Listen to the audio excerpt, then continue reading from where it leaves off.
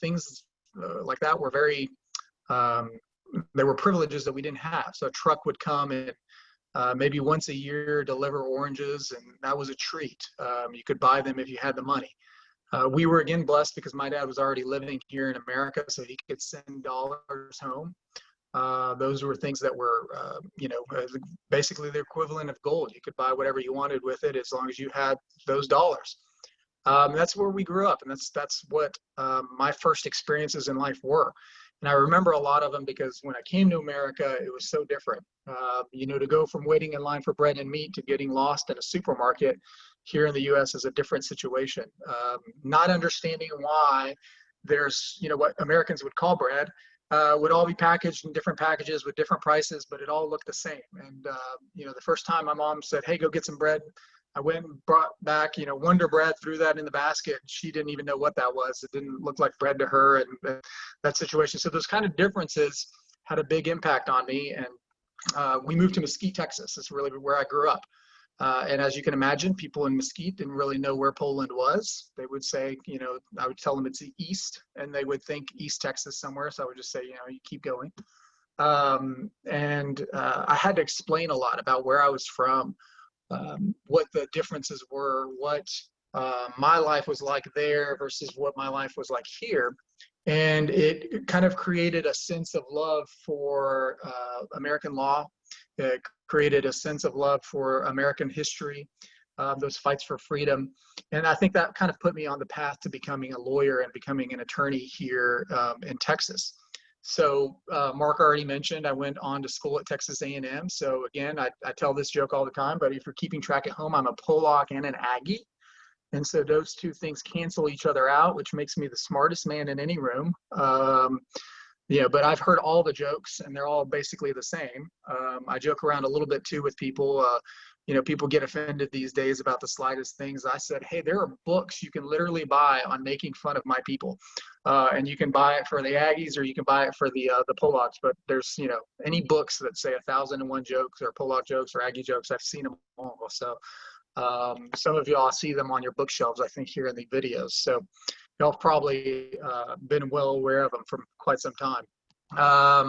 So I went to A&M. I went to Baylor Law School where I met my wife. She is also a lawyer. She's also a judge.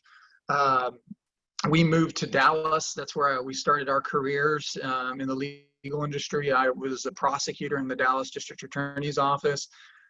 Rose from the ranks of a misdemeanor prosecutor all the way to a felony prosecutor where I prosecuted murderers, and ended my career there at the DA's office, basically prosecuting the worst of the worst, the child abusers in our communities. And it was a job that I loved, but it was a job that ended kind of due to politics. The new administration came in. They didn't like me being the political party that I was there, and just didn't fit with the culture of the office. And so they asked me to become a defense lawyer, which I did. And that was a great learning experience as well. Working on the other side, defending people and defending what the Constitution really is about was a little bit of an eye-opening experience as well. I should say the protections in the Constitution are there to protect individuals. And what we see in the courthouses and what we see in the courtrooms, specifically as it relates to criminal cases, or all those amendments are all there basically to protect individuals and protect their rights. So I never saw myself as a person who was letting the guilty get away or doing anything like that. I really did see it as a noble calling of defending people's rights. And when I was asked that question, or how can you defend somebody that did this, or how did you do that? It wasn't ever defending that person. It was defending the rights that they had that were enshrined in the Constitution that our founding fathers put in and knew why they were there. People don't often think about it when they think, oh, well, somebody committed a murder and that's why they're there. Great, fine. But when it comes to standing up for your rights against your government, and it may not be an issue about murdering somebody, it may be you taking a stand and you taking advantage of your rights against the government, and that's really why those protections are there, then it makes it a little bit different. It makes it something that you can be proud of. And I did that for a number of years. My wife ended up becoming a federal magistrate judge. She sits in Sherman, and she covers this area, Collin County, basically Collin, Denton, Sherman, I think Cook and Fannin, all those counties are covered in her district, but that's where she was from, and so she ended up getting that job. That moved us up here to Collin County, and we love living here and got to settle down and put our roots here. And that allowed me to get to know a lot of people like Mark, and I never got a chance to be in Judge White's court, but when the opportunity presented itself this past October, when Judge Wheelis, who was the judge of the 366th District Court, decided to retire partially, he left a vacancy, and I was honored to be chosen to fill that role. So since October, I've been sitting as the judge of the 366th. We are a general jurisdiction court. We cover criminal cases, felony cases. We cover civil cases, business disputes, those kinds of things, car wreck cases. We cover family divorces, family custody issues. We do it all basically in the 366th. And, it's been my mission to make sure that we do it efficiently and effectively. And we've had a lot of changes since COVID happened back in March. I will tell you that Collin County is ahead of the game comparatively to every other county in Texas. We have great resources, great technology, and great judges who stepped up, and we've been leading Texas and the nation in many respects on how to conduct court and how to keep things moving. We never really stopped. We had some dips and things in terms of how many cases we can move, but that's picked back up. But unlike other places that pull a full stop on everything, we've been going very strong. And that's kind of where we are today. Mark mentioned I'm an Air Force JAG officer. I joined later in life. I was never active duty. I joined directly into the reserves. I did that after I left the DA's office in Dallas. Opportunity presented itself where they took people with experience to join the reserves to provide that experience. So because of my trial experience, I've had over 100 cases, taken jury trials, the thousands of cases that I handled. I was able to help train and teach the other JAGs who are there active duty on trial tactics and things like that. So I spent about a month out of the year serving our country, and part of that is just me giving back. My grandfather, who's a big hero of mine, fought in World War II for the Polish army on the Russian side when it was reconstituted after the Nazis invaded Russia. He was my big hero, and he's who I looked up to because my dad wasn't there in the early years of my life. So I was always interested in the military, but it was never an opportunity that presented itself right well until I left the DA's office and I was able to join the reserves and directly into the reserves. So I've been doing that for about 8 years, and I go out to California about 3 times a year, usually serve about a week or 2, depending on what's going on or what time of the year it is, and do my reserve duty that time as opposed to the 1 week in a month. So a lot of that is, again, just me trying to give back to the country that's given me so much. My family's here, my life is here. Every blessing that I've had, I believe, is attributable to, America and the American dream. And so I know that you guys are interested in that. I know that you guys are, people who take great pride and respect in the things that happened, 244 plus years ago, that we are, still working on those ideas and those things that were put in place so long ago here today. And they benefit people like me. They benefit people who are able to come over and live that American dream. And so I'm, again, very blessed to have come over and very blessed to have been allowed to come over, do things the right way, do it legally, and make sure that I give back as much as I can so that that opportunity exists for my children or other people who may have been in similar situations. So I'm happy to take your questions and answer any questions y'all may have about what life was like back then in Poland, as I do remember quite a bit of it, and a lot of things that, again, impact how I try to raise my kids today and what I do here, and just making sure that people understand that socialism is bad. There is no way to get around that, and it doesn't work in practice. It sounds good, to pay everybody the same and let the government control everything. It's just not where I am, and I don't think that's what our founding fathers intended. I don't think that's what anybody has had in mind in this country, except a few people on the fringes. But when they're loud and they are trying to make so much noise that it seems to drown out those ideas, and maybe some of the ideas that I'm hopefully presenting to you guys, and that I can talk about with certainty because I did live through it. So I'm very proud, again, of where I came from. I'm very proud of my people. I'm very proud of the history that they have had. And I'm excited about being part of America's history and my people here, and being part of that narrative and the history that we can do here. So, and you know, if I can do as admirable job as Judge White did as the judge of the 366, then I'll be in good company. So I just have to, you know, put in about half the time, and we'll you know, hopefully be there, right? So do y'all have any questions, I guess, or any concerns or comments, or you want to know something that I didn't cover? I'm happy to share.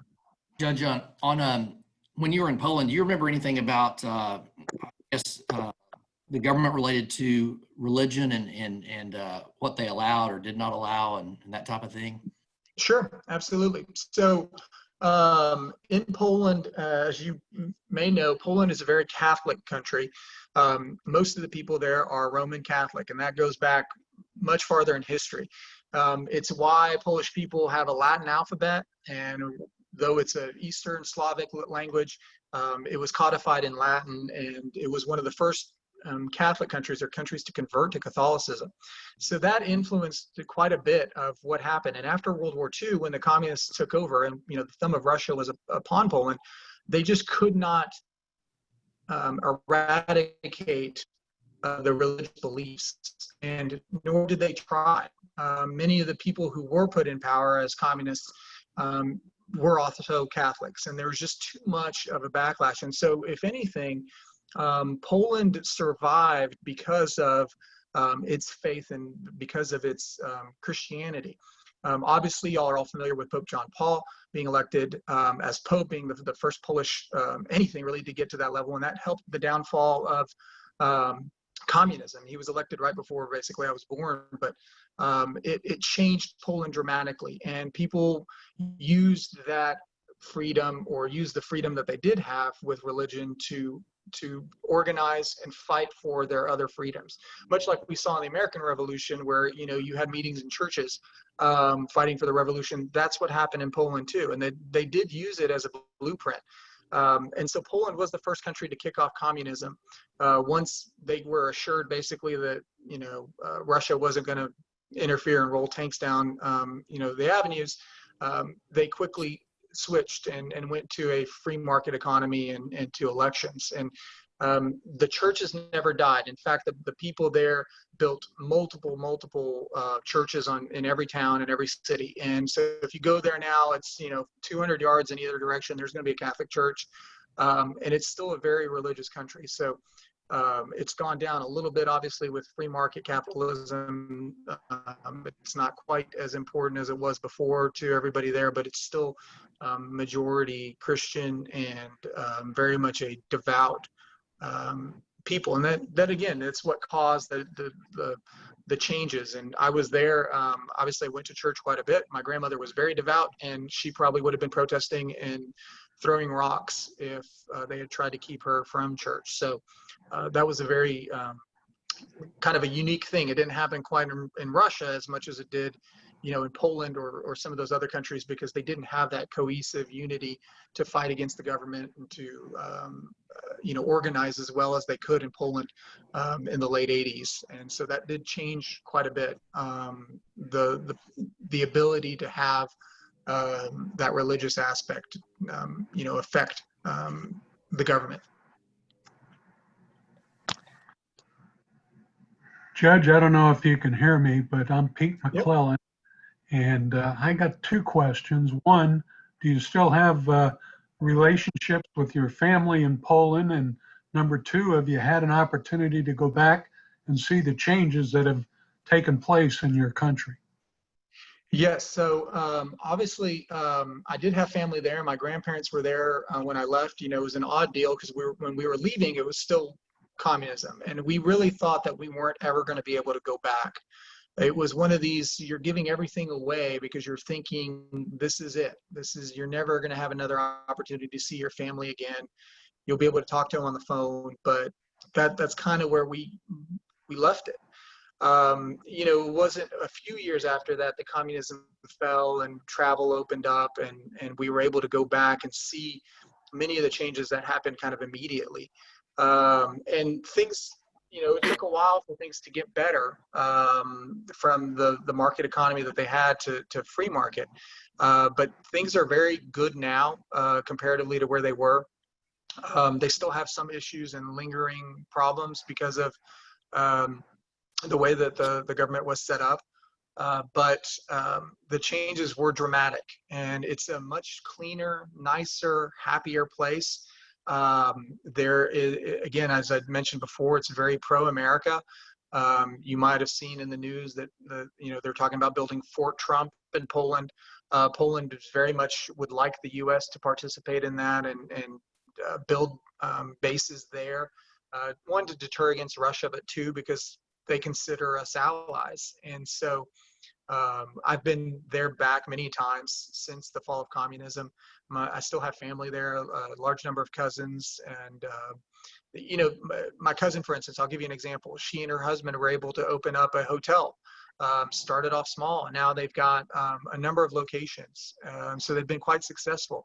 And the kinds of things that they're able to do now were just not possible when I was there as a child. And many of my family members have been successful, and others have left Poland as well. Younger groups have gone to work in places like Austria or England or Canada, or even here in the U.S.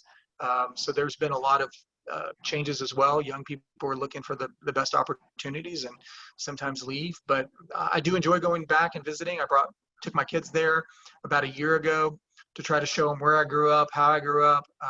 They didn't quite get it because they have all the technology and things like that now that I didn't as a child. And so explaining to them, hey, here's a room. We just had the one light up there, the light bulb that was hanging there. That was it.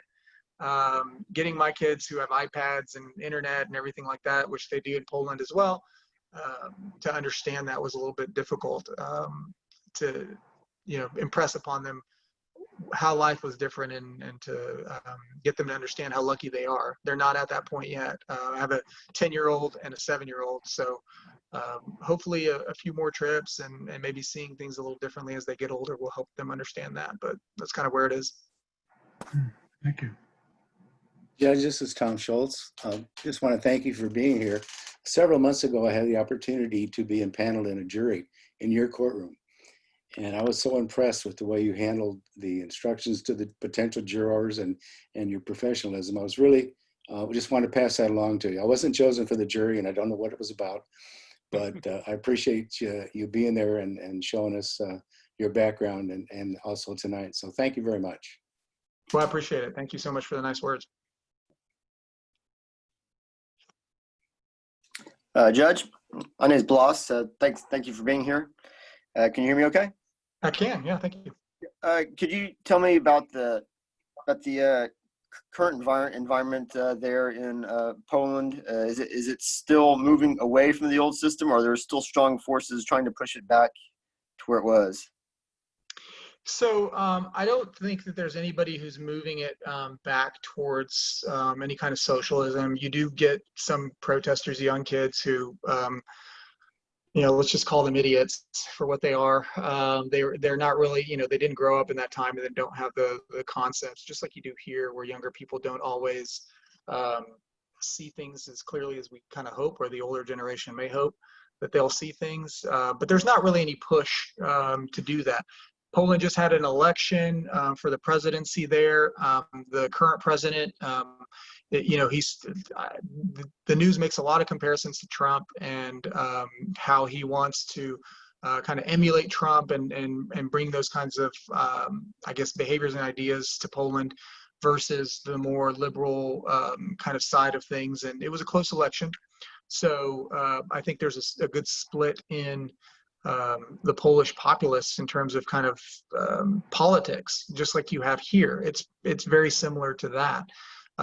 There's not really a whole push to go back to communism or any of those things. Now, I will say that in Poland, because of when the economy changed and a lot of the people who left Poland to find better work and better economic opportunities in places like France and England and Ireland, when Poland joined the European Union, they left to go to those places, and it did cause a kind of a drain on the economy and some of the issues that they have in Poland, which is where there's not as many young people there working to help support the older generation and the population that's there and has stayed there. So there are some issues there. Poland also has a negative growth rate. So the young people leaving and the people who are there are professional and working. They're not having as many children. So the government is trying to provide incentives to have more children, to grow bigger families, and to, kind of build back up the population there. Poland also has issues with the international community based on, World War II, issues that happened with regard to all of the concentration camps that were set up in Poland by the Nazis and by the confiscations that occurred by the Nazis and then by the Russians and the communists. And so there's a lot of kind of discussion and issues with that in the Polish government, and as it relates to places like Israel and places like the US and how those foreign policy issues kind of occur. So those are big kind of items in terms of Polish politics, but it's, again, I make the comparison because it's very similar to the US and kind of things that are happening here, but not quite to the level, again, because it's so religious, because it's always been that way. Things that are considered somewhat liberal here would never be allowed over there. Things that we consider conservative here might be kind of considered liberal over there. So there are, it's still very strict. It's still very religious, and that informs a lot of people, and kind of where a lot of the laws and issues come up and the big fights come up now. Thank you. Mm-hmm.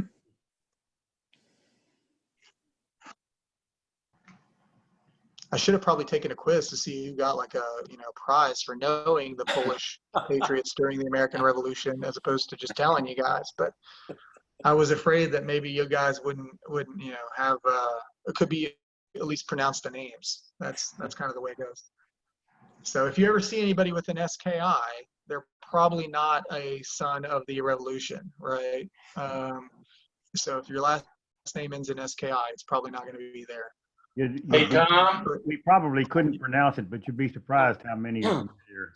So I have a neighbor across the street from me, and both of his sons are outstanding individuals, and I'd be proud to call them my sons or grandsons. And his name's Sislowski. There you go. See, how's that? That's close enough, right? But I think it's very, very good. But there's some Irish that slipped in, because I saw his younger son the other day. He's actually going into law enforcement, and he's down in anyway, he's in one of the colleges down here, and he came over, and because he's off for the summer, even though he's off, he's taking courses at Collin College because he can get credit for them because he wants to get out quicker, and he's got the red Irish beard, so his last name is Sislowski. Well, so we're good. You see, my name is spelled Nowak, and so it basically is like the most popular name in Poland, or popular surname. It's like Jones over here, or, what have you. So, but it's pronounced with a V, because in Poland the W makes a V sound, and we have a separate letter that makes the L sound, or the W sound, I should say. It's always been kind of fun. I always tell people, I said, well, if you can pronounce fajita instead of fajita, you can pronounce Novak with a V. So. Just if you see a Nowak, the way it's spelled for me, just remember it's like Dirk Nowitzki. It's a good Polish name. It's so just that we're everywhere. That's historically we've kind of been spread out, so we're very much kind of pop up all over the place. Hey Tom, are you familiar with the gentleman by the name of Dick Nowak? I'm not. No. He is a graduate of West Point. He was a graduate of West Point, senator on their football team, and he's been involved with the West Point Society of North Texas for probably 25 years. And the question that the comment you made about if you asked who the people were, I graduated from West Point. I know the colonel along with a few others. And one of my company mates is, they used to call him Mr. K because they couldn't pronounce his name. The instructors, Mike Krzyzewski. There you go. Coach K. There you go. Yeah, that's a good Polish name.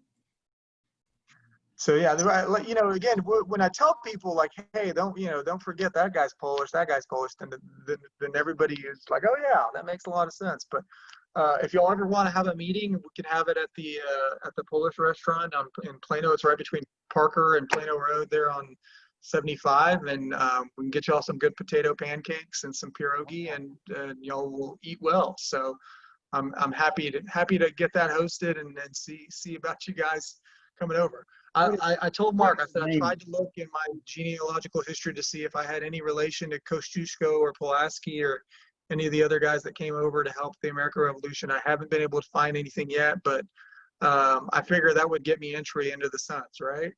Absolutely. What? Absolutely. Tom, what is the name of the restaurant? So it's called Taste of Poland. It's right on the southbound service road of 75 between Park and Parker. Yep. It's right next to the Pancake House, original Pancake House down there. Yep. Know where it is. I've seen it. You can't miss it from the highway. Once you know it's there, it's there. They have odd hours, but it's good to go in there and get to a lunch or a dinner, and you know, it's tasty food. So.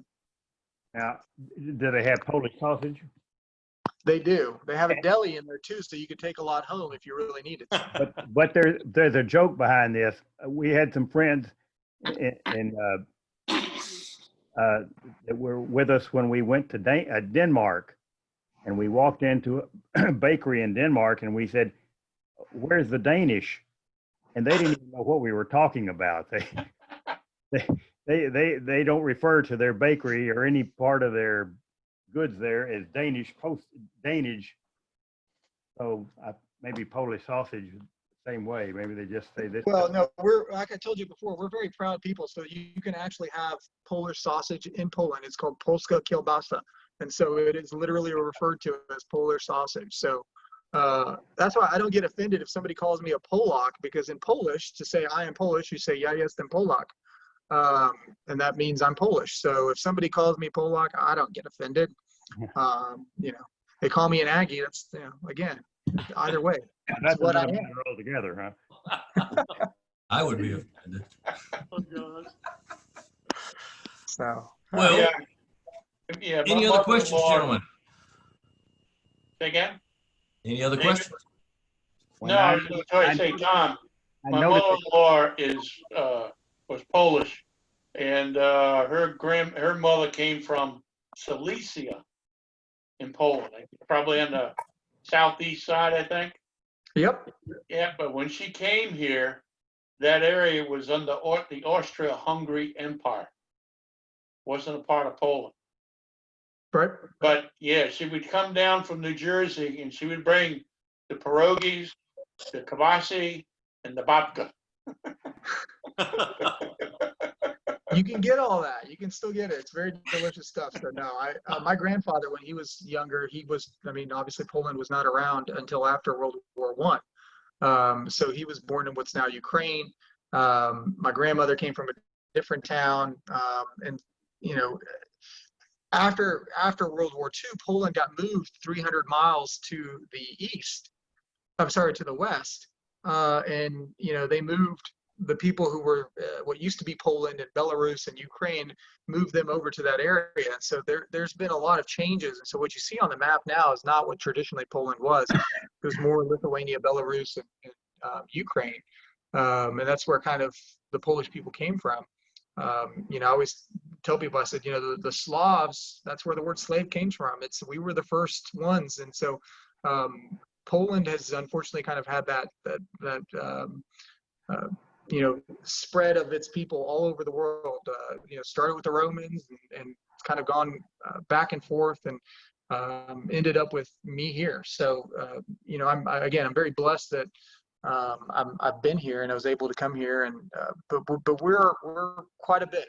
We have quite a bit of influence and quite a bit of history, especially in America. This was a place where a lot of them came. A lot of them came in the 17 and 1800s. You know, you had the Irish immigration, you had Polish immigration, and for purposes of history, the first Polish settlement occurred in Texas. So if you go down in the hill country, there's a couple of Polish city names: Santa Maria, Santa Częstochowa. Maria, down near So Peekskill. when Texas was an independent country and it sent out, you know, notices and wanted people to come from Europe, the first Polish settlement and the only real Polish settlement in the United States here in Texas. So, asked me if I ate kolaches. That's a Czech thing, and it's not something we even have in Poland. You know, kind of like the story about the Danish. We don't call it a Danish. We just call it. So we have a lot of influence, I think, and you know, not as many people down in the South know about it, but up in the Northeast, where a lot of Poles settled once they came over, New York, New Jersey, Milwaukee, and obviously Chicago, and places like Indiana. You had a lot of Polish people come over and work the mines, work in factories. That's where they settled originally. And so now if they do come to places south, and they do come settle here, just not in the numbers that we did back in the 1800s. But quite a bit of history, especially tied in with the U.S. Okay. Very good, sir. Well, thank you so much for spending your evening with us and giving us that great American freedoms. You know, why it's so special, why this country is different from the rest of the world. Well, I appreciate y'all having me, and thank y'all very much. It was a great honor to talk to you guys. I love history. Hopefully that comes through. I'm a big nerd about American Revolutionary history, so you know, we can debate Hamilton all we want. I'll be happy to do it. Well, let's see if this is going to show up. That's Hey, weird. I like the way it chops off. No, you gotta take the background off. That's what it is. It's the background. It doesn't like that blue. Anyway, there it is. Yeah, you have Still not working. hold it up in front of you. Yeah, I got to move my background. I don't know if I can do it. Trust Anyway, me, I'm an expert. I'm an expert in certificate of having done all these hearings, so I know how all this stuff works, which is why we do it for court all the time. Well, okay. Well, we've got the certificate of appreciation for you there. Is that better? Oh yeah, there we go. Appreciate it. There we Thank go. you. All right. And Mark has sent me an address to send this to you. So I have your envelope ready to go in the morning, and hopefully you'll have it by Monday. They do pretty good with the mail around here. And but thank you so much. And it's very interesting and a pleasure to get to see you in person and meet you. And Well, thank you again, and feel free to stop by the courthouse. I'm there most days. Judge White sometimes joins me for lunch, and so if y'all want to join and give him grief, I'll be happy to join in and help out as much as I can. So, All right. Sounds good. we like giving him grief. There's no doubt. Okay. Continuing on with the rest of the business, we've got our next meeting is scheduled for August 20th. Again, it looks like it's probably going to be here, probably, but we'll just have to wait to see. The Woodlands, we're actually have canceled that as far as in-person attendance. It's scheduled for August 8th, and I think I included the letter that we got from President Drake when I sent out the program. And since Drake's here, quick question on our delegates. Do we still get to include more delegates now with this time of change?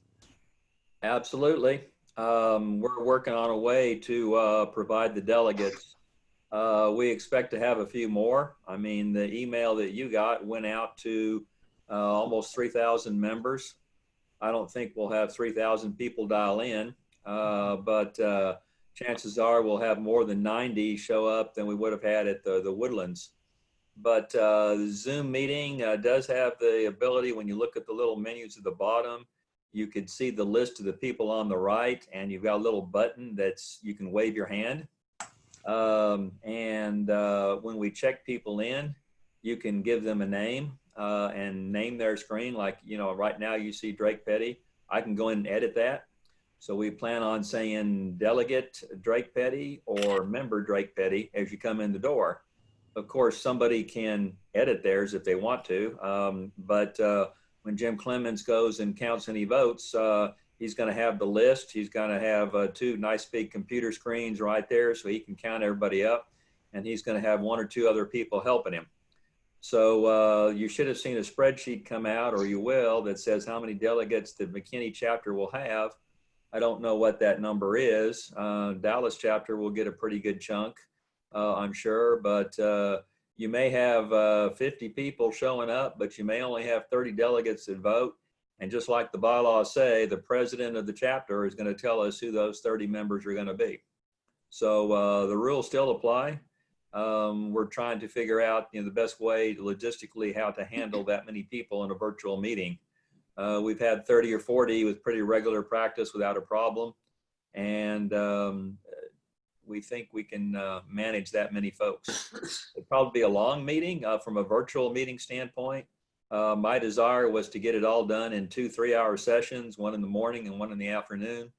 Of course, all the committee meetings that you normally attend on Friday and some Saturday morning, those are all going to be done by individual Zoom meetings the previous week.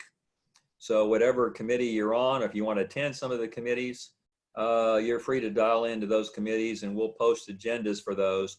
We're not going to make these agendas public for obvious reasons.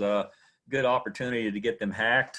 And so security for Zoom meetings are a big deal. I have had some conversations with the president of California Society, who had a virtual meeting for their state convention, I think back in May.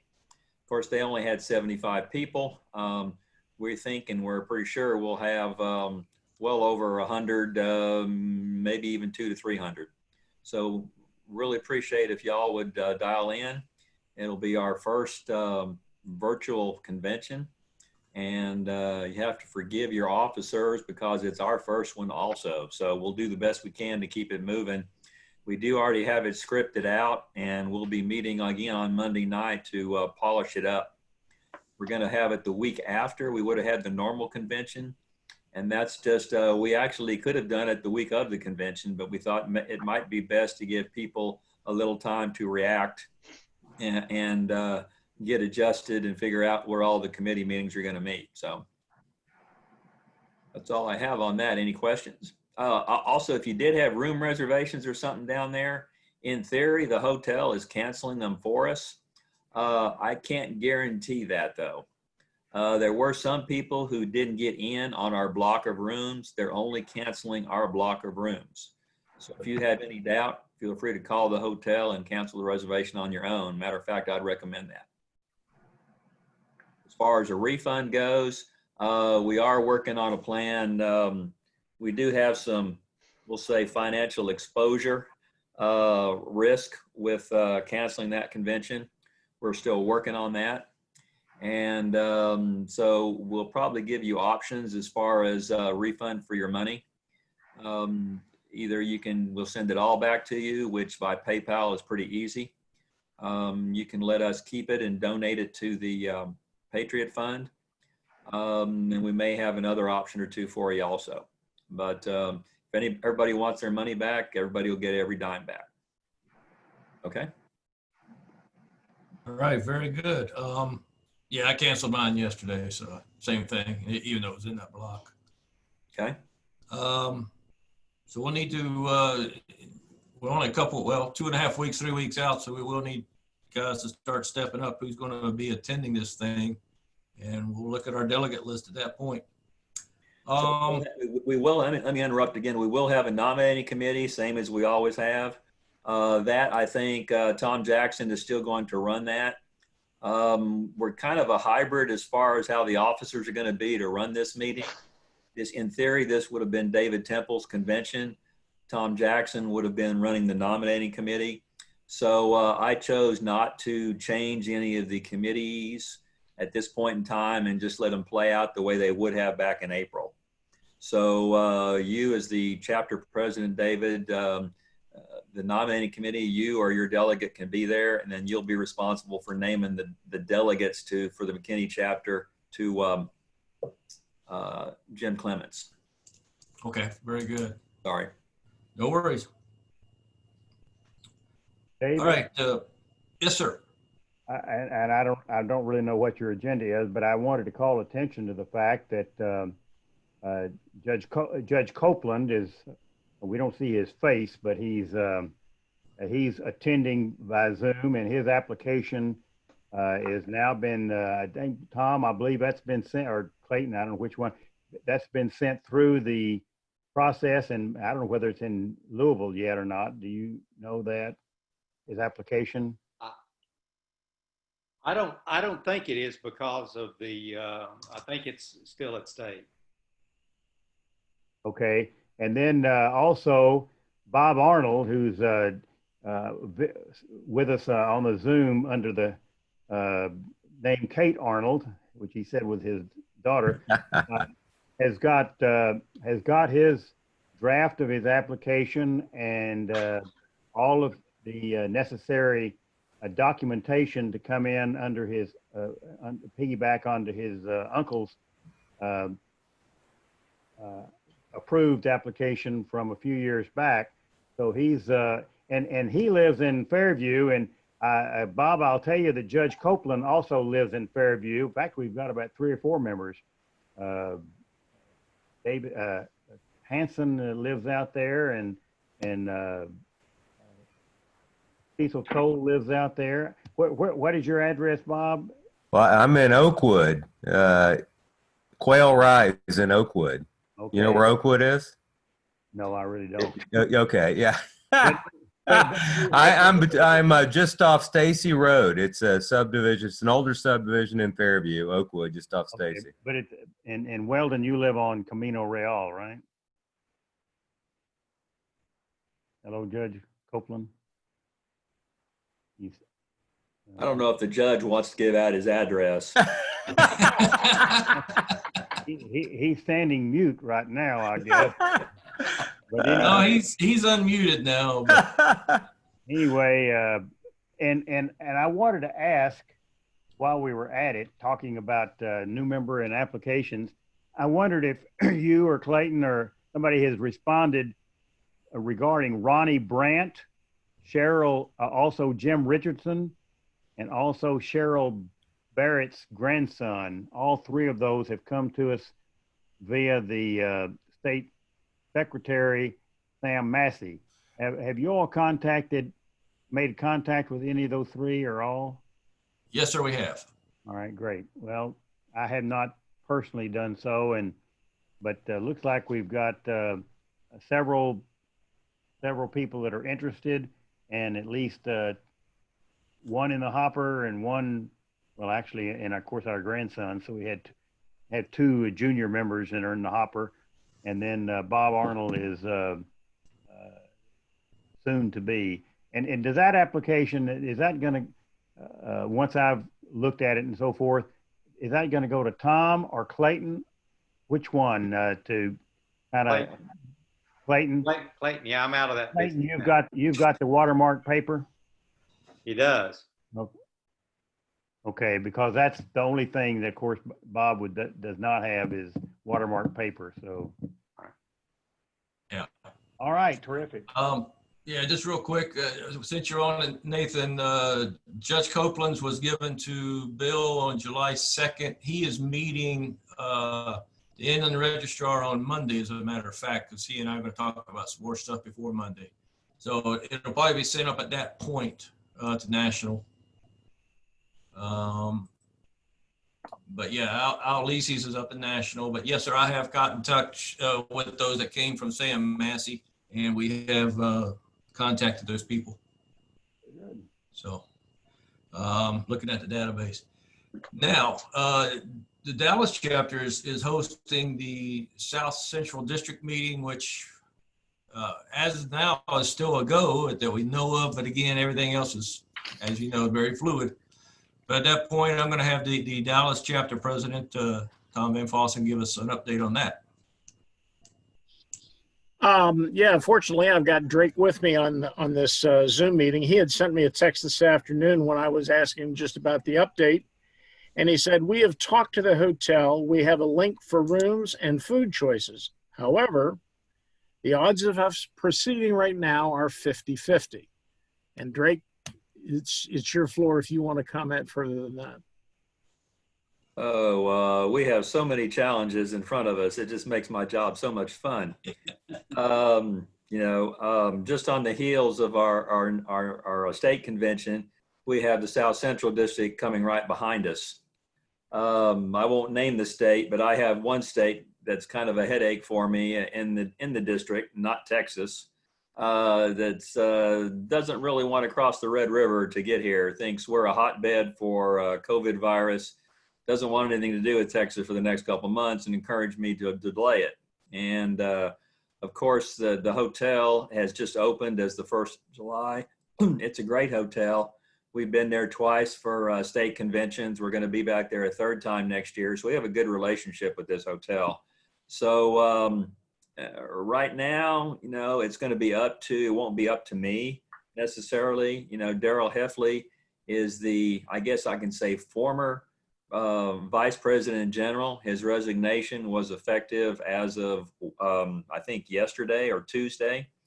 And the South Central District will probably appoint and elect Larry Stevens from Texas to take his place.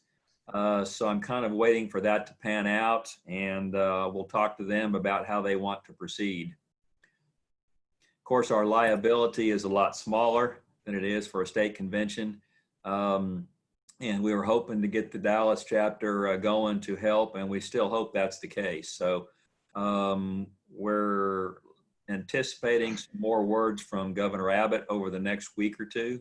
So we're kind of on hold for that, but we'll probably go ahead and release the link for the hotel and start getting with Dallas chapter, probably not this week, but probably early next week, to start making agendas and that type of stuff and putting the paperwork together. Perfect. Thank you, Drake. Sure. Thank you, gentlemen. And then not far behind that, in November, we have the Fall BOM, which McKinney and Ed Bentero are co-hosting. We now have, I guess the contract's official now, right, Drake? The contract has been signed. We have not provided them our credit statements and got our paperwork totally in order yet. So I'm hoping that's finalized by tomorrow. Okay. They are, happy to have us. It is a really good deal. The first time they laid it out in front of me, it's like, where do I sign?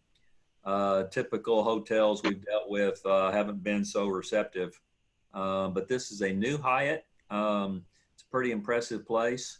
So we're looking forward to going there, and hopefully the health situation that we're dealing with now in the state is in our rearview mirror by November.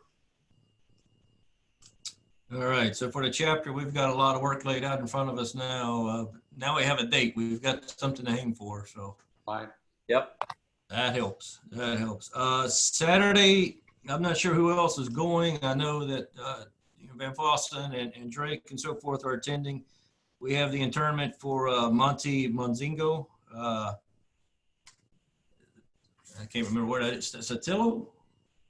Saltillo Cemetery in Sulphur Springs, Texas. Okay, there we go. So anyway, it's out east, y'all. So if anyone else is attending, let me know. April 15th, and I was hoping that our district VP would be here, Ted Wilson. If you'll recall, about a month ago in North Carolina, we did the battle there. We presented the reef, and we've got another opportunity to do one for Kentucky at the Battle of Blue Ridge on August 15th. So I'm going to be looking for victims to assist with that one also, so we can still keep the national points rolling in also for us. And that's about all I have right now as far as business and announcements. And so now we're to the minutes. And those were published on the website. Has anyone had an opportunity to review them? That was your homework assignment. I have. They're outstanding, and I'd like at this time to thank Blas for taking care of that for me this past month. So since Bras did it, are you making the motion to accept? I will make the motion, yes. Do we have a second? I'll second. Mark McCraw, I'll second. All right, Mark McGraw seconds. Any discussion? Hearing none. All in favor of accepting the motion? Aye. Aye. And all opposed? Hearing none. Motion carries. The minutes are accepted as published. Treasurer Thompson, yay. Yes, sir. How's everybody? Great. All right, the report for July 16. The bank balance as of today is $2,781.81. After a switch over to Prosperity Bank, we were charged a service charge of $10 on June the 30th. I went to the local branch, complained about the service charge. The representative submitted a request for a waiver of the monthly service charge, which has been approved. I was told that the waiver would be a permanent waiver. All right. The available balance as of today shows $2,791.81, which is $10 more than the current balance. So I assume they are reversing the service charge. So we're back to where we were last month. Good job. Nice work. Okay, do we have a motion to accept Treasurer's report as read? I so moved. So moved. A second? I'll second it. Well, I think, I'll tell you what, we'll give Nathan the first, we'll give Pete the second, because I heard them both. Pete, so okay. There you We'll go. do that. Any discussion? All right, hearing none, all in favor of accepting the motion for the Treasurer's report? Aye. Aye. Aye. Same sign for those opposed? All right, seeing none, hearing none, motion carries. Treasurer's report accepted. Thank you very much, Ralph. And hey, way to get our $10, buddy. All right. Right. I'm sure it was that smile what did it. I bet he wasn't smiling. Okay. I was a little growly. There you go. Do we have anything else to discuss before we go into the benediction and the dismissal? What's our program for next month? Process. In process. I know, In I process. know Mark will come through like he did tonight. Tonight was an outstanding program. That was. I agree. Yeah, no, that's very good, Mark. Yeah, next time he's going to wait till Wednesday, though, to tell me instead of Tuesday. Keep him hanging, Mark. That's good for him. He loves to keep me nervous. All right. Well, if we don't have anything else, we will be in touch before the next meeting, I'm sure, especially getting ready for the state meeting and trying to find who will be attending, and we can determine our delegates at that point and get more information. So we will be staying in touch on that. Chaplain Babs, are you ready to close us out with the benediction? Well, you're muted. Here, let me.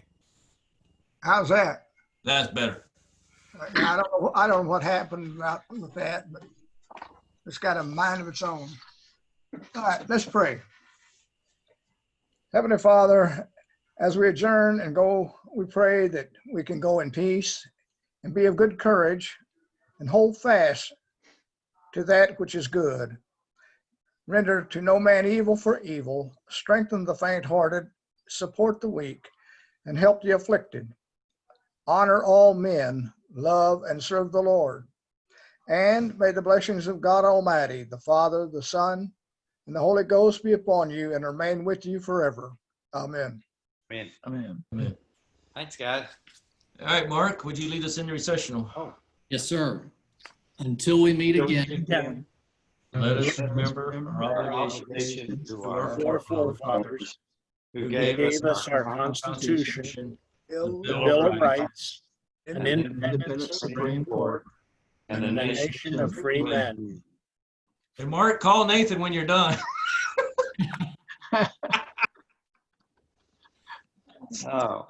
All right, gentlemen. Thank you very much for coming. And like I said, we'll see you soon. Good job, David. Y'all take care. Take care, Be David. safe.